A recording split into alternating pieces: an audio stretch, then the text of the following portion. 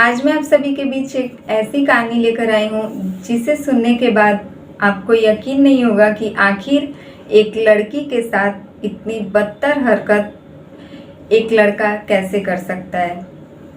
आज की कहानी में एक लड़की जिसका एक लड़के के साथ कुछ साल पहले तक दोस्ती रहता है, लेकिन वही दोस्त जो है एक दिन इसे मिलने के लिए बुलाता है और उसके बाद इस लड़की की इतनी बदतर हालत करता है कि इसकी हत्या कर जब वह इसे कचरे के ढेर में फेंकता है तो इसके शरीर को कुछ कुत्ते जो हैं मिलकर इसके शरीर को अपना निवाला बना लेते हैं। जब वहाँ पर पुलिस पहुँचती है तो वह देखती है कि इस लड़की के शरीर के कुछ हिस्सों को कुत्ते जो है अपना निवाला बना चुके रहते हैं। और यही सब कहानी जो है अभी पूरे देश में सब सुनने के बाद किसी को यकीन नहीं हो रहा है कि आखिर अगर कोई लड़का किसी लड़की से प्यार करता है तो वह फिर इतना उस लड़की के साथ ऐसा हैवान कैसे बन सकता है कि एक लड़की को इस प्रकार दर्दनाक मौत दे सकता है। यहाँ तक कि वह लड़का उसके प्राइवेट पार्ट को भी नहीं छोड़ता है और हर जगह उसके शरीर पर जख्म पहुंचाकर उसे कुत्तों के बीच सड़क के किनारे फेंक कर चला आता है। Hello friends, welcome back to my YouTube channel Sangeeta Rinku ji में आप सभी का फिर से एक बार स्वागत है। और आज मैं फिर से आप सभी के बीच एक नई और सच्ची घटना के साथ हाजिर हूँ। तो फ्रेंड्स, आज की कहानी शुरू करें उससे पहले अगर आप हमारे चैनल पर नए हैं तो प्लीज़ हमारे चैनल को सब्सक्राइब कर दीजिए और वीडियो पसंद आए तो लाइक कमेंट ज़रूर कीजिएगा। तो फ्रेंड्स, आज की कहानी शुरू होती है 25 जुलाई साल 2024 और यह कहानी है महाराष्ट्र नवी मुंबई की, जहां एक इलाका लगता है उरण तालुका करके। और इसी इलाके में एक लड़की जिसका नाम याश्री शिंदे रहता है। इसकी उम्र करीब 20 साल के आसपास रहती है और यह लड़की अपनी बीकॉम की पढ़ाई पूरी करने के बाद एक प्राइवेट कंपनी में डाटा एंट्री का काम करती है। हर रोज की तरह जैसे ही याश्री शिंदे 25 जुलाई को अपने घर से ऑफिस के लिए निकलती है, लेकिन शाम को वह जो है घर लौट कर नहीं आती है। तभी शाम को उसके घर वाले जो है घबरा जाते हैं कि आखिर इतनी देर तक वह अभी तक घर क्यों नहीं लौटी। तब उसके माता पिता याश्री शिंदे को कॉल करते हैं, लेकिन उसका फ़ोन जो है स्विच ऑफ बताता है। इसलिए उसके माता पिता घबरा जाते हैं कि आखिर उनकी लड़की हर रोज़ शाम को समय से ही अपने ऑफिस से घर आ जाया करती थी, लेकिन आज इतनी देर हो रही है, ऊपर से उसका फ़ोन जो है स्विच ऑफ बता रहा है। इस बात को लेकर उसके परिवार वाले काफ़ी ज़्यादा घबरा जाते हैं और वह लोग याश्री शिंदे की ढूंढने के लिए घर से बाहर निकल जाते हैं। तभी उसके सभी दोस्तों को कॉल किया जाता है, जहां से याश्री शिंदे का कुछ भी पता नहीं चल पाता है। फिर यह लोग हर जगह उसे ढूंढने की कोशिश करते हैं। उसके बाद जब शाम से रात हो जाती है तब उसके पिता जो हैं अपने नज़दीकी पुलिस स्टेशन पहुंचते हैं और वहां जाकर थाने में शिकायत दर्ज करवाते हैं कि उनकी लड़की याश्री शिंदे जो कि 20 साल की है और वह एक कंपनी में डाटा एंट्री का काम करती है, वह अभी तक घर पर नहीं पहुंची है। पहले तो पुलिस वाले कहते हैं कि हो सकता है कहीं फंस गई हो, सुबह तक आ जाएगी, आप लोग थोड़ा इंतज़ार कीजिए। तब उसके माता पिता जो है थक हार कर घर आ जाते हैं, लेकिन 25 से 26 तारीख भी आ जाता है और याश्री शिंदे अपने घर लौटकर नहीं आती है। उसके बाद उसके पिता वापस थाने पहुंचते हैं और अपनी लड़की की गुमशुदगी की रिपोर्ट दर्ज करवाते हैं। इस बार पुलिस वाले जो है उसके पिता का पूरा बयान लेते हैं और लेकर उसे ढूंढने के लिए निकल पड़ते हैं, क्योंकि एक 20 साल की लड़की और वह एक दिन अपने घर से गायब रहती है। इस वजह से पुलिस वाले भी याश्री शिंदे को ढूंढने के लिए निकल पड़ते हैं। पुलिस वाले भी उसे ढूंढने की बहुत कोशिश करते हैं, लेकिन याश्री शिंदे का जो है कहीं से भी कुछ पता नहीं चल पाता है। अभी पुलिस वालों को याश्री शिंदे के बारे में कोई भी खबर नहीं मिलती है तब तक उनके पास एक कॉल आता है और वह कॉल कुछ आदमी करते हैं और वह लोग पुलिस वालों को उस जगह पर बुलाते हैं। जूही नगर का एक इलाका लगता है, वहीं के पास में एक पेट्रोल पंप के किनारे कुछ झाड़ियों में एक लड़की के शव को कुछ कुत्ते जो है घसीट कर सड़क पर लाने की कोशिश कर रहे थे और उस लड़की के शव को कुत्ते जो है अपना निवाला बना लिए थे। यही सब देखकर वहाँ के जो नज़दीकी आसपास के जितने भी लोग थे उन लोगों ने यह सब देखकर पुलिस वालों को कॉल किया था। तभी मौके पर पुलिस आती है और वह उस शव की हालत देखते ही पुलिस वालों को यकीन नहीं होता है कि आखिर एक इंसान के शव के साथ यह कुत्ते जो है किस प्रकार की हरकत कर रहे हैं। उस शव के ऊपर ना ही कोई कपड़ा था और ना ही उसके शरीर का कुछ अंग, क्योंकि यह कुत्ते उस शरीर के कुछ अंग को जो है अपना निवाला बना चुके थे। यह सब देखकर पुलिस जो है हैरान हो जाती है। उसके बाद उस शव पर एक कपड़ा डालकर उसे पोस्टमार्टम के लिए भिजवा देती है। जैसा कि पुलिस वालों को यह भी पता रहता है कि यास्त्री शिंदे अभी घर से लापता है, एक 20 साल की लड़की, अभी उसका कुछ पता नहीं चल पा रहा है। इधर एक लड़की का शव मिल जाना, पुलिस वाले कलेजे पर पत्थर रख कर यास्त्री शिंदे के घर वालों को कॉल करते हैं और बताते हैं कि हॉस्पिटल आकर जो है एक लड़की का शव मिला है, आप लोग इसकी पहचान कर लें। जैसे ही यास्त्री शिंदे के परिवार वाले हॉस्पिटल पहुंचते हैं, वह लोग उस लड़की की पहचान करते हैं जो कि उसके शरीर पर थोड़े बहुत जो भी कपड़े रह गए थे या फिर उसके शरीर पर एक टैटू बना हुआ था, जिसके वजह से यास्त्री शिंदे की माँ उसे पहचान लेती है। यास्त्री शिंदे के परिवार वाले जो है वहीं पर अपना सर पटक कर रोने लगते हैं। वह लोग पुलिस वालों को यह बताते हैं कि यह लड़की जो है उनकी यास्त्री ही है।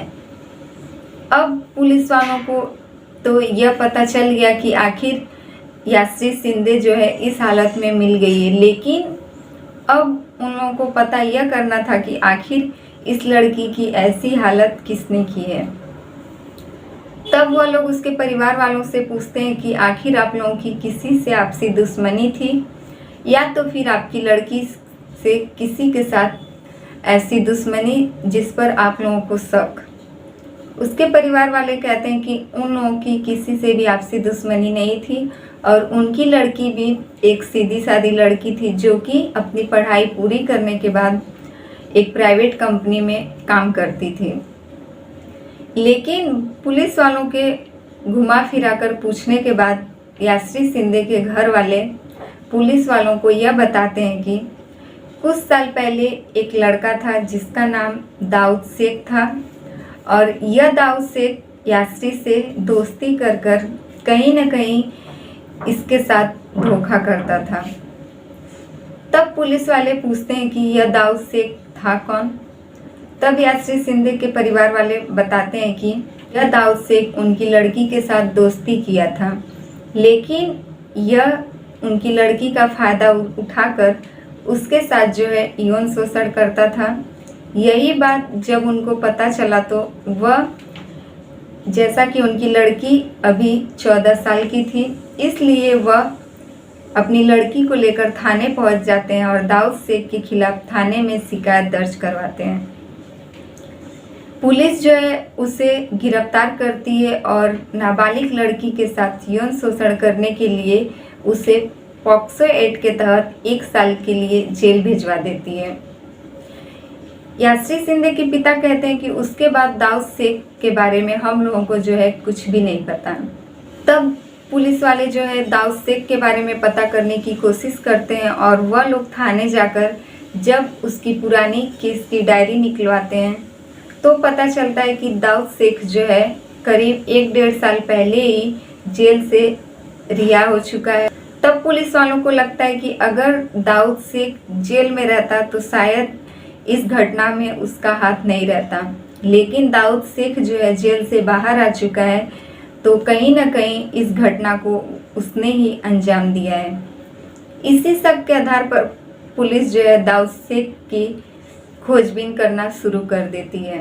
इधर जो है यास्री शिंदे की एक फ्रेंड सामने आती है और वह पुलिस वालों को बताती है कि 25 जुलाई शाम को यास्री शिंदे उससे यह कह रही थी कि उसे किसी से मिलने जाना है, लेकिन उसे मिलने में डर भी लग रहा है। तब यह उससे कह रही थी कि या तो तुम उससे मिलने ही मत जाओ या फिर मुझे भी अपने साथ ले चलो, लेकिन यास्री जो है अपनी फ्रेंड को अपने साथ ले जाने से साफ मना कर देती है और वह कहती है कि मुझे उससे मिलना भी बहुत ज़रूरी है। इतना सुनने के बाद पुलिस वालों को भी यकीन हो जाता है कि यास्री शिंदे कहीं ना कहीं दाऊद शेख से ही मिलने की बात कर रही थी। तब आसपास के इलाकों से जब सीसीटीवी चेक किया जाता है तो जिस जगह में यास्री शिंदे का शव पाया गया था, जूही नगर इलाके के आसपास एक कैमरे से यास्री शिंदे की जो है फोटो बरामद होती है। उस कैमरे में यास्री शिंदे जो है कैद हुई थी और वह उसी घटना स्थल की ओर जा रही थी, लेकिन यास्री शिंदे के जाने के 5 मिनट बाद उसके पीछे एक लड़का भी जाता हुआ दिखाई देता है, जिसकी तस्वीर लेकर जब पुलिस वाले यास्री शिंदे के पिता को दिखाते हैं तब वह कहते हैं कि यही दाऊद शेख है जिसके खिलाफ हम लोगों ने कुछ साल पहले ही शिकायत दर्ज करवाकर इस लड़के को 1 साल के लिए जेल भिजवा दिए थे। अब पुलिस वालों को यकीन हो गया था कि दाऊद शेख इस घटना में शामिल है। अब पुलिस वाले जो है हाथ धोकर दाऊद शेख के पीछे पड़ गए थे। अब पुलिस वाले जो है यास्री शिंदे और दाऊद शेख का कॉल डिटेल्स चेक करते हैं और दाऊद शेख का नंबर जो है सर्विलांस पर डाल देते हैं। कॉल डिटेल्स के जरिए यह पता चलता है कि यास्री शिंदे जो है अपने परिवार वालों से झूठ बोल रही थी, यानी कि वह कई महीनों से दाऊद शेख से बातचीत करती थी, जिसके बारे में उसके परिवार वालों को खबर भी नहीं थी। और 25 जुलाई को भी यास्री शिंदे के फ़ोन पर लास्ट कॉल दाऊद शेख का ही आया था, जो कि दाऊद शेख ने यास्री शिंदे को मिलने के लिए बुलाया था। तब पुलिस वालों को यह पता चलता है कि दाऊद शेख का भी 25 जुलाई को उसका लोकेशन भी इसी इलाके में था जिस इलाके में यास्री शिंदे का शव पाया गया है। और उसका नंबर अब जाके पुलिस यह देखती है कि इस समय उसका लोकेशन कहाँ है, तो उसका लोकेशन कर्नाटका में पाया जाता है। अब महाराष्ट्र पुलिस जो है कर्नाटका के लिए निकल पड़ती है और वहाँ जाकर दाऊद शेख को गिरफ्तार करती है।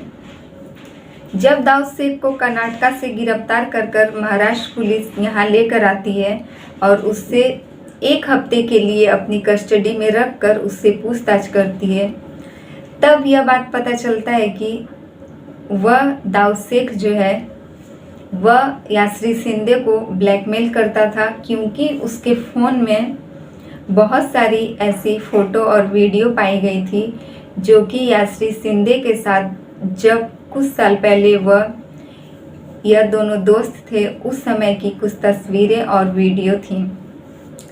पुलिस वालों को यह बात समझ में आ गया था कि दाऊद शेख जो है इसी फ़ोटो और वीडियो के जरिए यास्री शिंदे को ब्लैकमेल करता था और इसीलिए उससे बातचीत कर उसे मिलने के लिए बुलाता था।